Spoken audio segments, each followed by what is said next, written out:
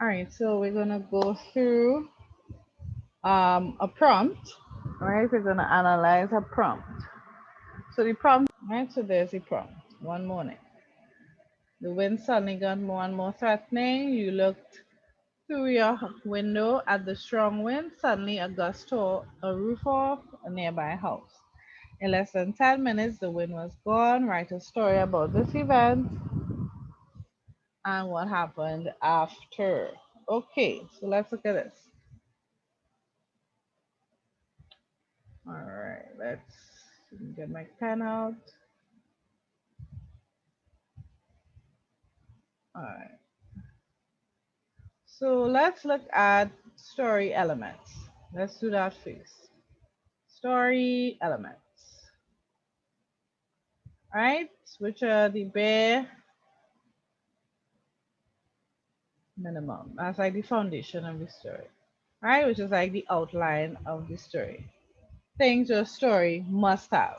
All right, story elements. So let's look at the first type. We have the setting.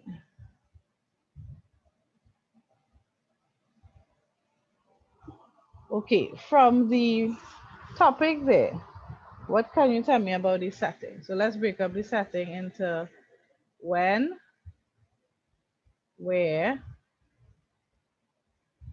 and whether. All right, so you can turn on your mic, anybody, and tell me what is what. When is it happening? Where is it happening? What type of weather is it?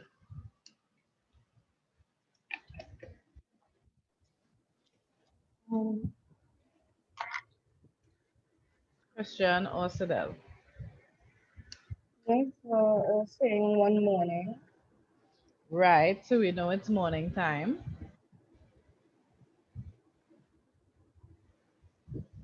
All right, we know it's morning. What else? What about where? Where is this happening?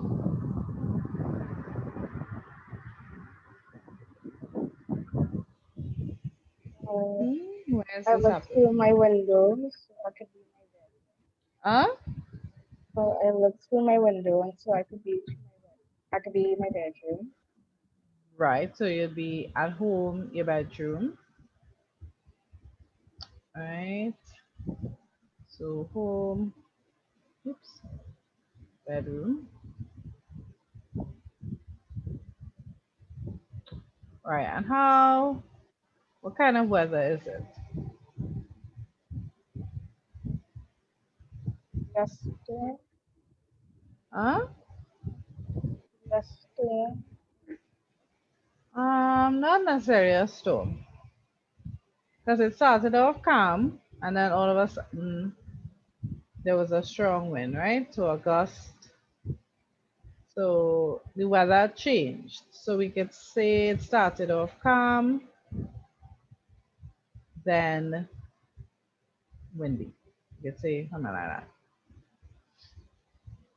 right? So we have the setting. We have a general idea when the story is happening, where the story is happening, and weather, right? What time, the environment. So when you're doing an essay, you know, okay, I need to stay within these borders here. Right? You don't want to say you were playing football on the field at night by the savannah, right? That would be totally off. And then the breeze blew and there was a tornado. That's not really what the story is asking, right? So the story gives you the guidelines and you try to stay within those guidelines. All right, so let's look at the next story element that we need. All right, that is called, ooh, it's too light. All right, that is called characters. All right, so Christian, what would be the characters in this story here?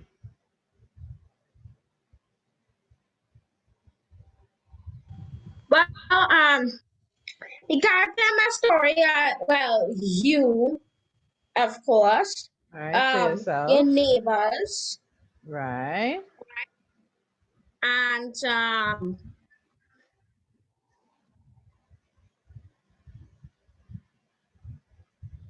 right? Neighbors, plural, right? You see that.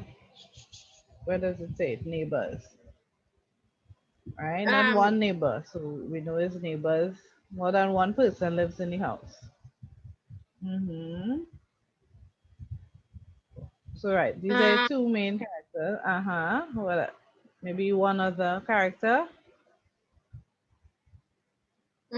don't think so. Right. Well, right. So you Another could, right. You could always put that in the story, right? So your main characters, yourself, and the neighbors, right? Main as the characters. So we have that. So we know the people in the story, right? So you're not gonna add too many unnecessary people, but you're not gonna forget the main people, which is yourself and your neighbors who are affected by the storm, right? Another key element that we have to look at. Mm. Okay, 3. Problem. Right? What is the problem that happens? The main problem. Anybody? What's the main problem? What goes wrong? The wind got more threatening. Not really. What's the main key, one main problem that happens? The big problem. It's in the prompt. First, suddenly Uh-huh. a gust of a Right. A gust gust of wind. Right. So gust is a very, very strong wind. So gust tore off neighbors, plural, roof. Right? That's the main problem in the story. Now you can add in your climax, you can add the little conflicts. So like the other many things that could go wrong that add to the climax. But the main key problem, the gust of wind tore off your neighbor's roof. Right? Okay. And of course, where we have a problem, we must have a solution. So let me put it on the next slide. So solution. Now, these could be unique because Sadel's solution to the problem might be different to Christian's. So let's just brainstorm what kind of solutions we could have. What could be some solutions to the problem? How do you solve the problem? Um, well, you go and all the neighbors go and call somebody to fix their roof. Okay. Well, what about you? What do you do? I influence the neighbors to fix the roof. Okay, so you get neighbors to help And I help them find a person who can fix it very fast. other neighbors to help, right? Fix whatever damages. All right, that's could be one of the solutions. So Del, do you have any ideas what you want to add to make a solution?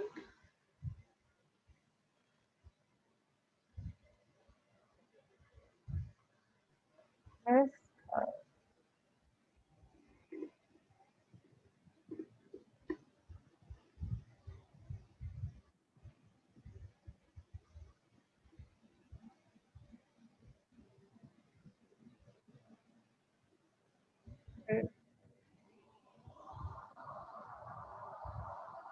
Hmm. The problem, the roof. So, is there anything that you could do or that you could help to do to solve the problem? Just off the top of your head. Well, Oh, you have okay, give us another well, one. I could offer to help. Right? You offer to help. You offer to help. I give some money to them so they can fix the thing. All right. All right. Maybe you give some money. Right? So you could brainstorm what solutions are you're gonna have to your problem. Right? Okay, and the fifth element is the plot. We are going to get into that next. Right? So you open your book. This is the prompt you get. You read through it quickly.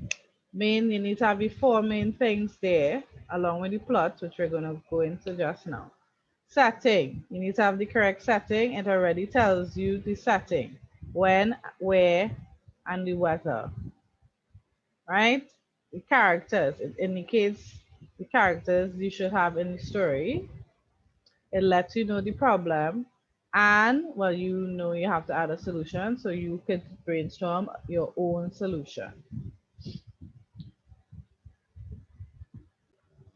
Okay, so the next thing we have to look at is the plot, right? So the plot is made up of 5 paragraphs. Who could tell me what those paragraphs are called?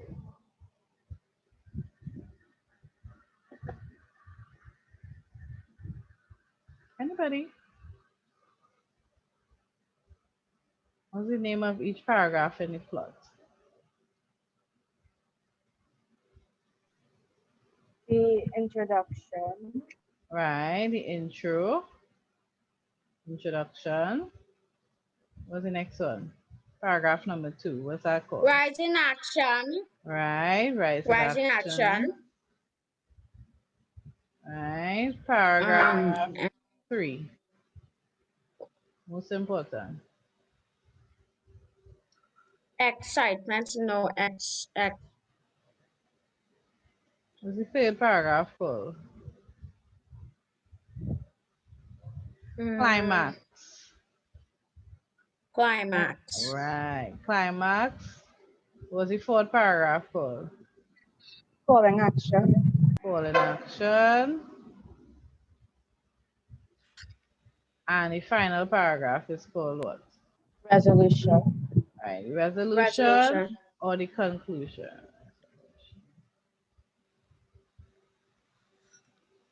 Right, resolution or the conclusion. Right, so you're gonna have 5 full paragraphs, right, in your, so that's at least about, let's say a paragraph has 8 lines, 8 by 5, 40 lines minimum, right? The aiming focus, it needs to be full of details. So anytime you're writing and you're like, I don't know what to write, go back and see where you can add in an adverb somewhere, or an adjective, or a simile, or a metaphor, or a personification, or alliteration, or onomatopoeia, right? So you can stick those in all throughout the essay. So sometimes just one word could change the whole meaning of, right, the sentence and make it better. So we have those 5 paragraphs, right? So those 5 paragraphs now, they all have their different functions, right? It's like ingredients to a cake. You have flour, you have eggs, you have sugar, you have cocoa powder, all those things, right? So each thing is very important, but each thing has their own elements as well, right? So introduction now. What are the key things you need in an introduction? What are the key things you need in an introduction?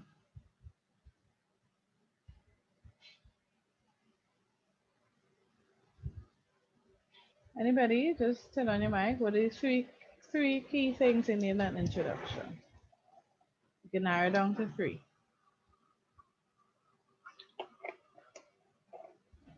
Um, the characters. right?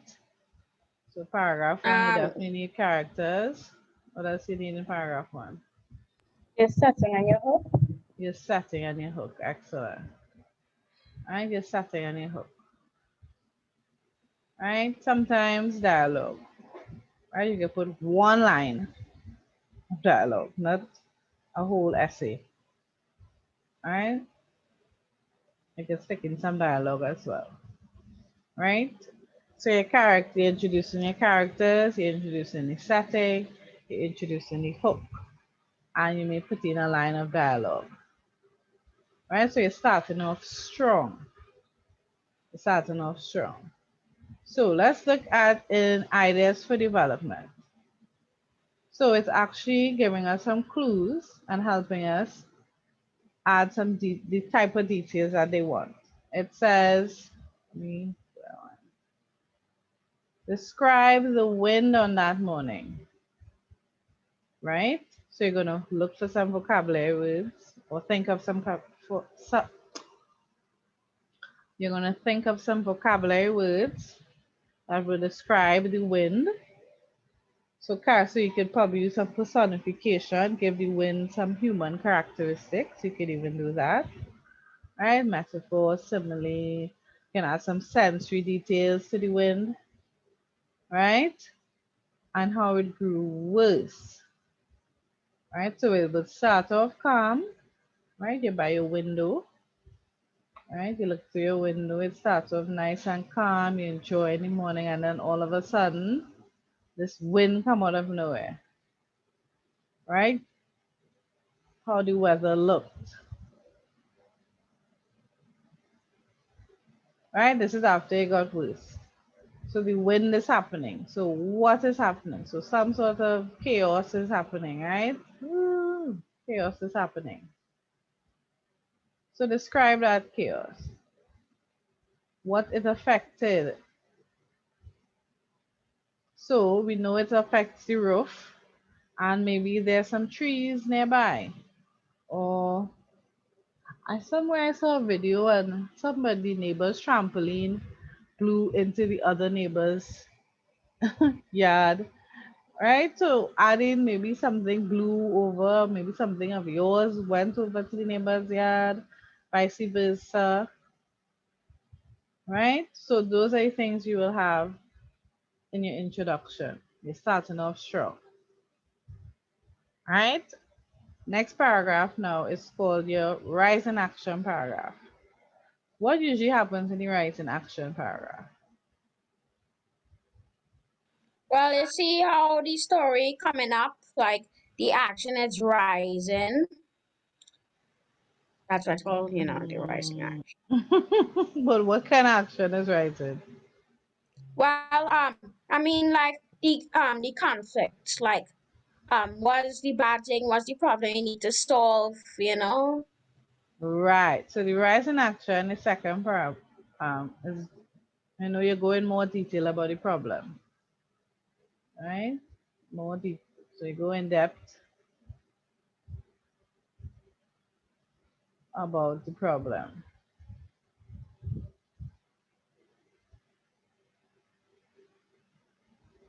So you can probably give more details of the damage it causing, right? Damages, right? You could indicate how it got worse until the roof came off. So the roof is coming off, right? Describe the events that unfolded with the affected house and your unlucky neighbors, right? So things starting to go wrong. So that's where it happens. It starts happening there. Now, let's head over to the climax now. What happens in the climax?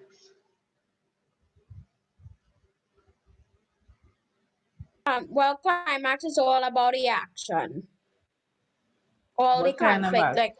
like oh gosh, how are we going to solve this? We have to do this. Oh. Right. So this is it's getting hectic now. Right? So let's break down the climax into two categories. We have types of conflict,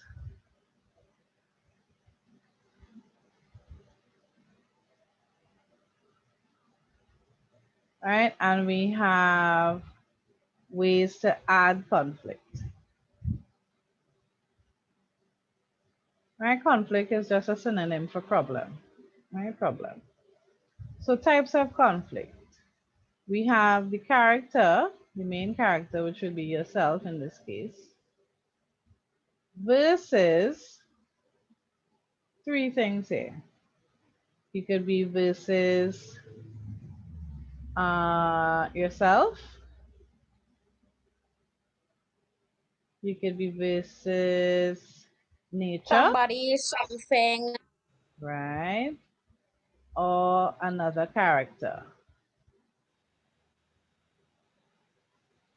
right? So you could be an internal problem, right? If it was you alone in the story, you know, or maybe that could be an element. We're going to look at that, right? Character versus self, character versus nature.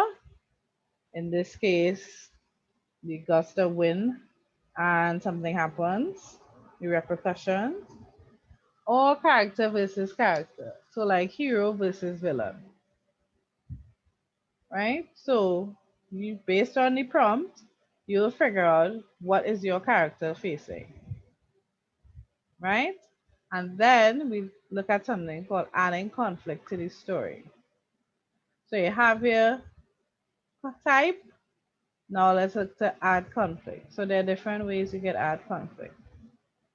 Time constraints.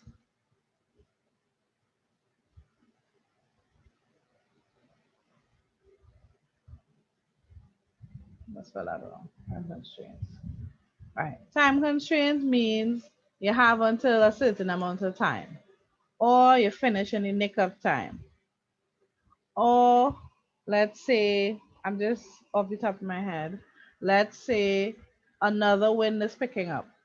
So you probably need to rescue your neighbors before, or you went to rescue them or went to help and you moved away just as piece of the roof came crashing through the house and you moved just in time. Right? That is what I mean by time constraints. So something happens in the nick of time. Another thing we can look at, it's called or else. So or else Or could, you want to do something, but and you have to do it, or else something bad will happen. right, excellent. Right? You have to do it or else something worse could happen. Or you're faced with a very tough choice. Right? Yeah, maybe you don't know which neighbor to save, or maybe I don't know. You'll figure out what or else situation you want to add. Right? And there's another one called external or internal conflict.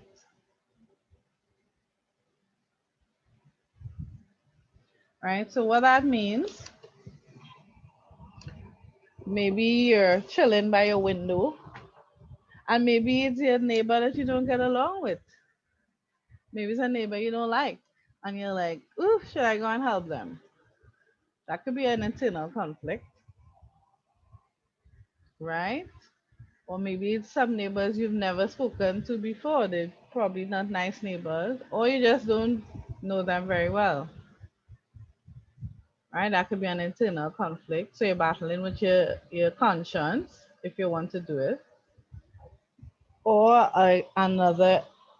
an example of an external conflict may be, let's see, there's something hampering you getting over to help them, right? Maybe the strong wind knocked down some telephone lines and you can't call for help. Those are um, external conflicts, things that you cannot help out of your, right? You can't do anything about it. So for your conflict now, that climax paragraph, paragraph 3, you can add as many elements with details, of course. You're gonna look at the language after, right? You add in elements now. So things will go wrong one after the other, like clockwork. When you think you problem solved, oh no, something else happens. When you think something else is solved, oh no, something else goes wrong, right? And that's building up the anticipation, right? If one thing else goes wrong, then your story will be very short and very boring, right? So the more exciting details you have, like the more things go wrong, the better for your story. Because now the reader is like, wow, what are they going to do to solve this? Oh no, something else goes wrong. How is he going to overcome this? How is she going to overcome this? Right? That's what you want to have when you're writing your story. You want the reader guessing what happens next. What happens next? If it's too predictable, what happens next? That's always, you always have to be keeping the reader on their toes. All right. Now, let's see, what are the things they said we have to mention? Okay, also mention your emotions. Let me just erase this so you can see. Let me underline it. Your emotions about what you witnessed, because remember you're by your window, and emotions of your neighbors. Include your surprise over how quickly, the strong wind came and went. Right? Because you have to mention the suddenness of what happened. All of us, all the time, everything cool and calm, a regular day, and then catastrophe happens out of the blue. So everybody is all confused and shocked. Right? No, the thing with emotions, you're not gonna say my neighbor was scared. I was worried. That's not enough. You have to show how the neighbor is scared. What do I mean by show? Let you describe the body language, right? The body language. If someone is scared, if your neighbor, you remember you by your window, unless you came over to help. Let's say you're by your window. How do you know your neighbor's in distress?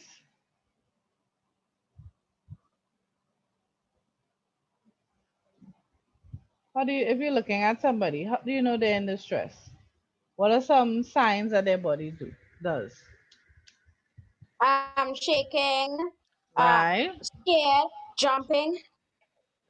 Well, not really jumping, but Mm, right? So you describe the body parts shaking. Maybe their hands are shaking. Maybe they're holding their heads, right? Maybe they collapsed on the floor,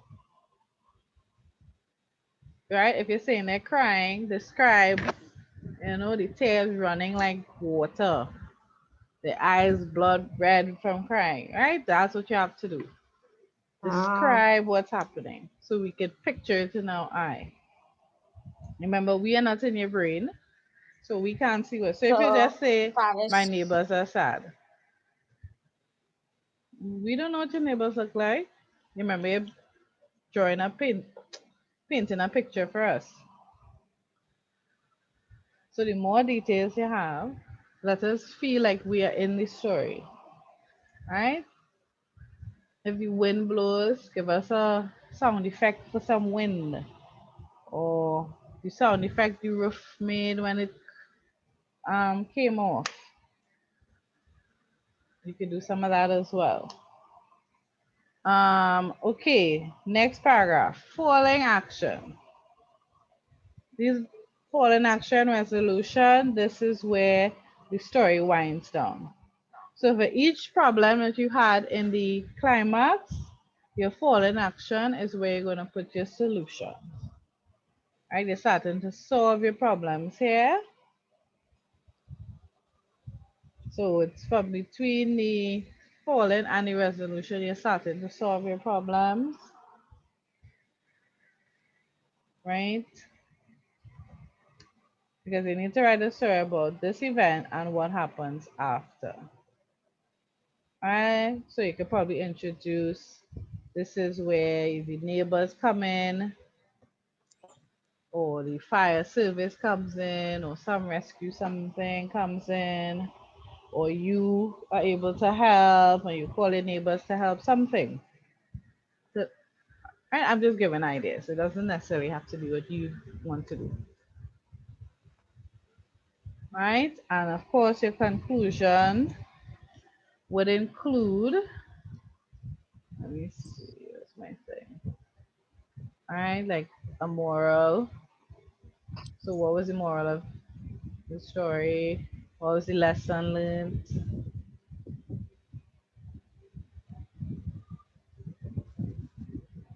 Right? Maybe there's even a surprise twist at the end. Right? Maybe you thought it was over, but oh no, another gust came back.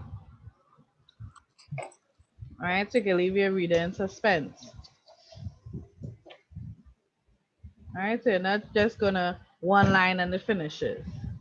Right? Yeah, you put a little detail in there as well. Okay. So that's how you plan out a story. So you need to have, oh, let's go through some vocabulary. Let's go through some vocabulary. Very important. So I'm just going to underline some keywords, right? And you're going to think of some vocabulary that you could add to it, right? Okay. So you're thinking, how do I describe the morning? How do I describe the wind? Right? Maybe you describe the house, your neighbor's house. Right? What type of roof it probably had. Right? All that builds, right? If they have a little thatch roof made out of palm tree leaves or something, you know, that would change. Ah, that roof will be gone in 2 seconds, right? So you're trying to build that type of detail in the reader's imagination. All right? How the weather looked. Um, your emotions of your neighbors. So you're looking for all the vocabulary words there. Include your surprise. Right? Sensory details, very important. Right? Your five senses: touch, taste, smell, hearing, sight. Right? So maybe you could say a metallic roof, or whatever type of roof it is. So you have to include your figurative language. You must have a lot of that. Figurative. All right, use some adjectives to describe the different types of nouns. All right, use adverbs to describe the verbs, how things were done. All right, if you rush to your neighbor's aid, how did you rush? All right, you're not going to stroll across. Figurative, sensory, so the five senses again. And this, well, we have descriptive, so descriptive, right? Those are the main types, right?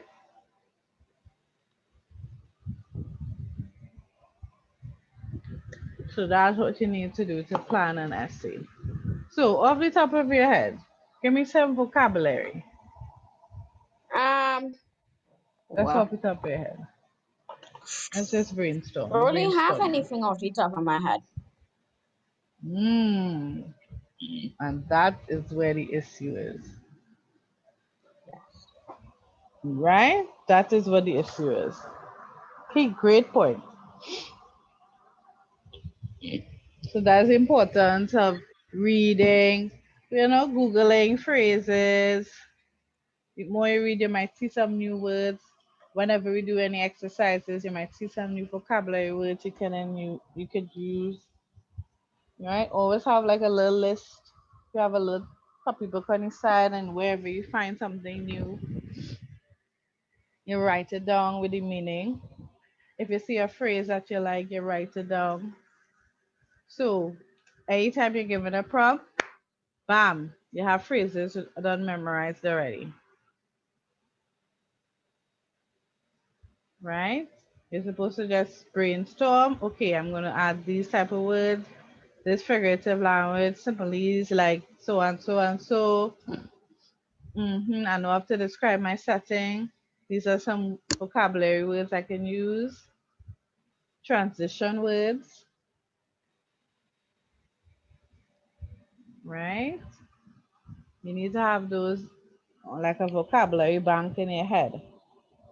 So any essay they give you on any topic, you should have some vocabulary on it. You know the key elements are always going to come. Setting is always going to come. Have some settings, vocabulary setting, phrases or words memorized. It will help, right? Um, Character, maybe some character descriptions. That would help too. Get some sensory detail vocabulary, right? That you have to include it too. Learn a few words and phrases. What else? Character, right? So let's say, okay, so I have a book here that has some phrases here that if you want to describe the setting, for example. So you can say things like, that day the sun was like a celestial fireball in the sky. A brisk wind ruffled the bare branches of the lofty trees.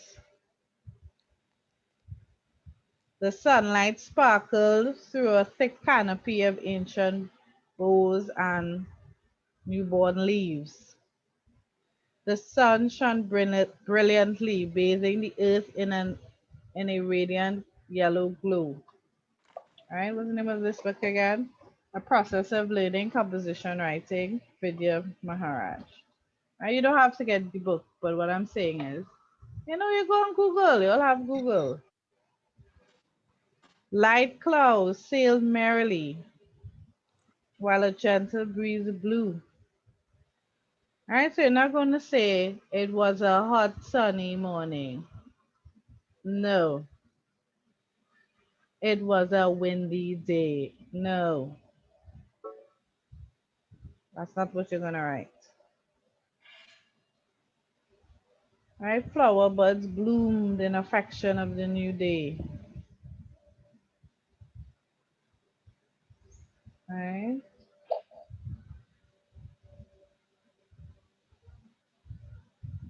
So that's the kind of description. The earth welcomed the rising sun and the blossoming of the flowers. That's all you have to write.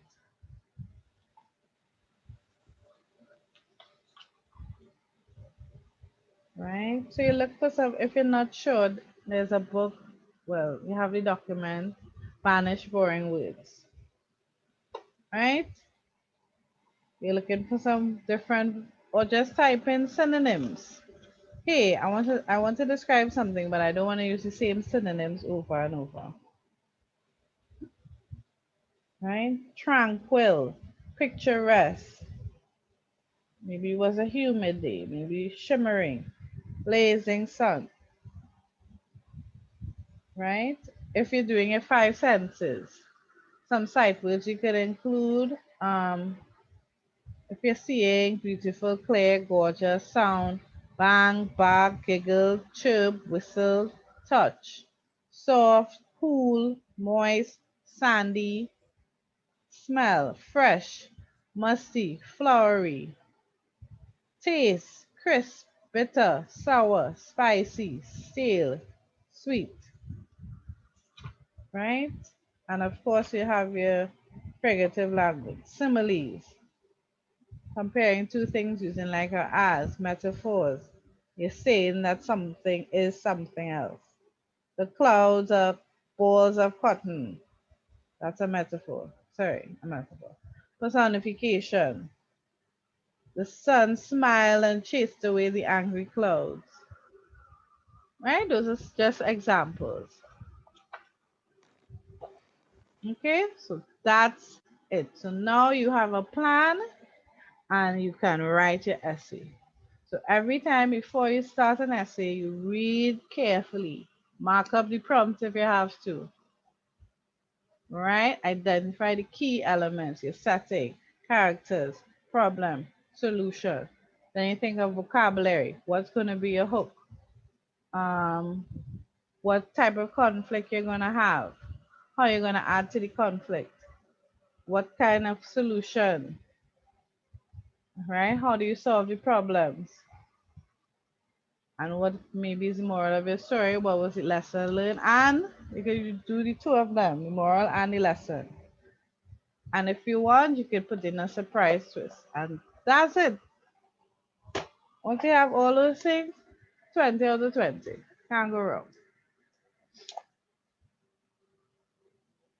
Right, so you're preparing this for Friday. Please God, okay? It was Friday. Mm-hmm.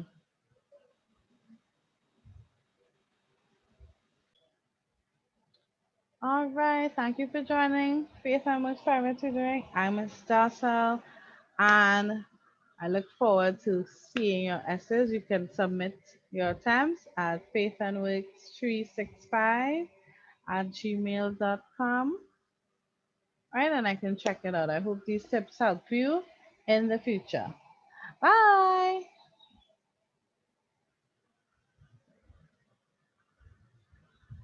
Have a good one. Good luck. Give it your best shot. Good luck. Bye, guys.